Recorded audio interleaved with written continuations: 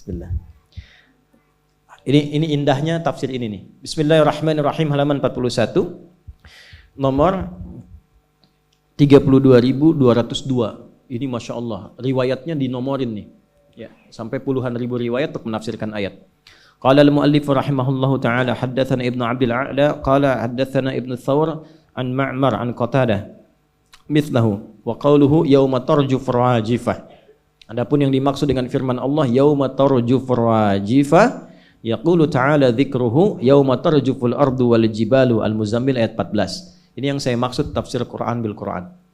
Jadi kalau Bapak Ibu temukan ayat ke-6 di An-Nazi'at, itu bukan berdiri sendiri. Masih ingat rumusnya, rumus tafsir? Masih ingat? 500 ribu? 1 juta? Serius? 5 juta? 10 juta? Betul. Waktu habis. Habis. Habis waktunya, udah habis. 2S 1L. Ingat itu, rumus tafsir. 2S 1L. Catat, nanti kalau saya tanya lagi, sudah tahu jawabannya. Insya Allah saya tanya lagi, ya, tanpa hadiah. Itu 2S itu 1 siyak, 2 sibak, L-nya lihaq. Siyak itu ayat yang dibaca, sibak itu hubungan ayat yang dibaca dengan ayat sebelumnya. Lihaq adalah hubungan ayat yang dibaca dengan ayat setelahnya. Jadi jadi penafsir itu tidak main-main. Kita baca misalnya An-Nazi'at di ayat yang ke-6, yauma tarjufu rajifah, di mana ditemukan kata yang sama, kata rajifah dan tarjufu di ayat sebelum An-Nazi'at, cari sampai Al-Fatihah dan cari sampai An-Nas. Cari ke belakang disebut dengan sibak, cari ke depan disebut dengan lihaq. Ayatnya disebut dengan siyak. Itulah menafsirkan Al-Quran begitu. 6.236 ayat dicari ke semua korelasinya. Itu adalah tafsir ayat dengan ayat. Jelas? Nah, tafsir ayat ini juga bisa diketahui dengan penjelasan di Al-Muzammil ayat yang ke-14. Ya. Yauma tarjuful ardu wal jibal. Nanti yang sering diperebutkan dunia nih, kadang-kadang sengketa dan sebagainya. Yang disengketakan itu sudah hilang, habis semua. Bahkan hancur. Ya. Ini ada sengketa tanah, perebutan tanah. Kata Allah, apa yang kau rebutkan itu satu saat yauma tarjuful ardu, tanah yang kau sengketakan hancur. Sekali tiupan, hancur.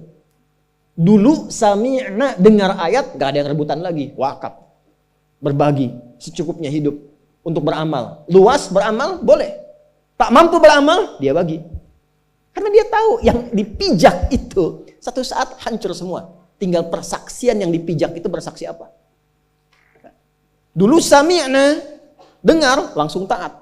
Sekarang, yauma tarjufu, begitu kemudian, maaf ya, ditiupkan sasakala. Sekarang pembuktian, sekarang, kekinian, NASA kan sudah menemukan semacam trompet yang pernah saya gambarkan dulu kan. Semacam trompet sasakala itu. Dan kita kan ada di ruang itu. Begitu suara keluar dari sifat yang seperti trompet itu, boom, hancur semua.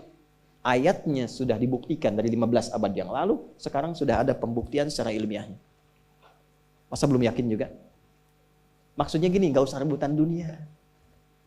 Kalau ada orang naik jabatan, gak usah iri, gak usah dengki.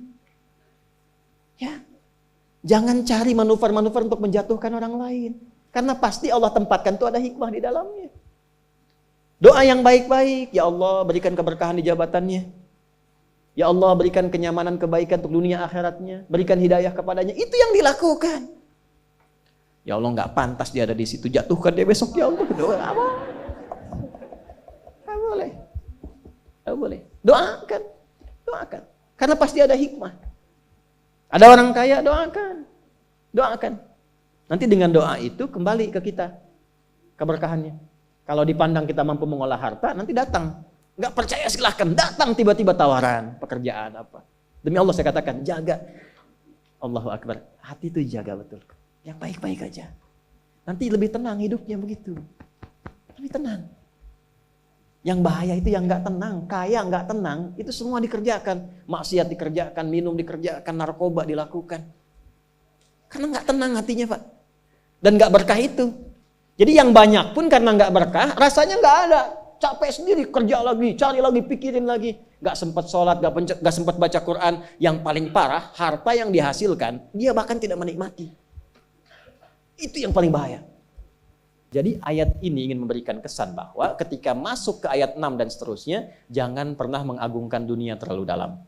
Karena itu akan mencelakakan Anda dan mengantarkan pada jurang yang tiada tepinya.